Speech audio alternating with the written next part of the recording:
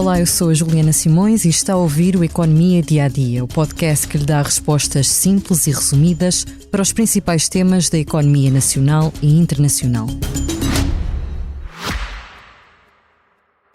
Subscrever o Expresso é ter acesso à melhor informação, a uma vasta oferta de conteúdos exclusivos e à opinião de referência. Subscrever o Expresso é tornar-se membro do nosso clube, poder ser voz ativa de uma comunidade informada e beneficiar de vantagens exclusivas. Subscreva o Expresso em expresso.pt/digital. Expresso. Liberdade para pensar. Esta quinta-feira foram conhecidos novos dados sobre a evolução do emprego e desemprego em Portugal. Segundo o Instituto Nacional de Estatística, o mercado de trabalho português continua estável. Em março, a taxa de desemprego situou-se nos 6,5%, o que corresponde a uma ligeira descida de 0,1 pontos percentuais face ao mês anterior.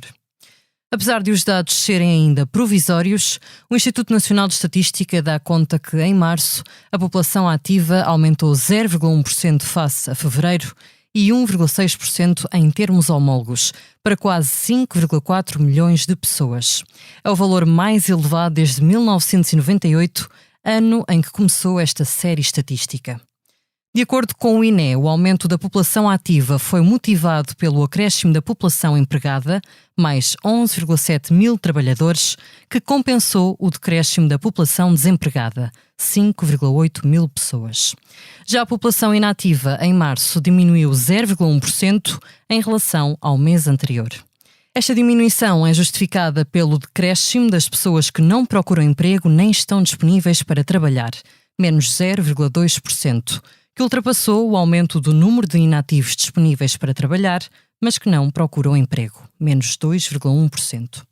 O INE dá também conta que, em março, a subutilização do trabalho abrangeu 634,3 mil pessoas, um valor inferior em 0,6% em comparação com o mês anterior, que corresponde a menos 3,6 mil pessoas. Estima-se que a taxa de subutilização tenha situado nos 11,4%, mantendo-se inalterada em relação a fevereiro de 2024. Esta taxa mede a população desempregada, o subemprego de trabalhadores a tempo parcial, os inativos à procura de emprego, mas não disponíveis, e os inativos disponíveis, mas que não procuram emprego. Depois da celebração do Dia do Trabalhador, a 1 de maio, é importante perceber qual a evolução e quais as tendências do mercado de trabalho em Portugal. De acordo com a Autoridade de Estatística, a taxa de desemprego está muito longe da verificada durante os anos da entrada da Troika. Nessa altura, a economia nacional afundou-se e arrastou o mercado de trabalho. A taxa de desemprego nacional chegou a superar os 17%. Ainda assim, apesar de no terceiro mês do ano a taxa de desemprego ter se situado nos 6,6%, o número de pessoas inscritas nos centros de emprego em março é superior em 6% comparativamente com o mês anterior. No que diz respeito às habilitações, numa década, o número de trabalhadores com qualificações de grau superior em Portugal aumentou 72% para 1,61 milhões. Em 2013, mais de metade da população empregada no país tinha qualificações até ao 9º ano de escolaridade. Eram 2,2 milhões. 10 anos depois, no final de 2023, o número de trabalhadores com baixas qualificações representava 35% da força de trabalho do país, ficando pelos 1,72 milhões.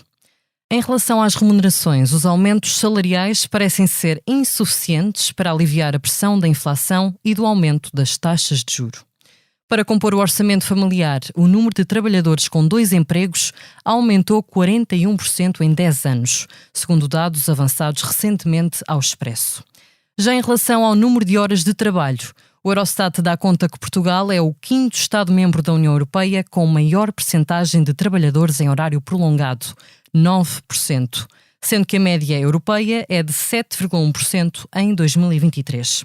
Isto falando apenas dos dados oficiais. Fechamos assim mais um episódio do Economia Dia a Dia. Antes de me despedir, convido a ouvir o podcast Lei da Paridade, da autoria de Adriana Cardoso, Maria Castelo Branco e Leonor Rosas.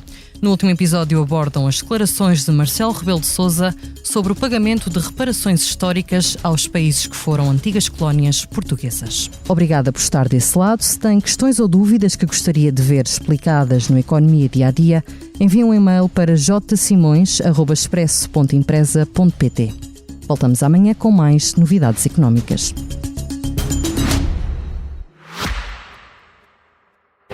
Subscrever o Expresso é ter acesso à melhor informação, a uma vasta oferta de conteúdos exclusivos e à opinião de referência. Subscrever o Expresso é tornar-se membro do nosso clube, poder ser voz ativa de uma comunidade informada e beneficiar de vantagens exclusivas. Subscreva o Expresso em expresso.pt/digital. Expresso. Liberdade para pensar.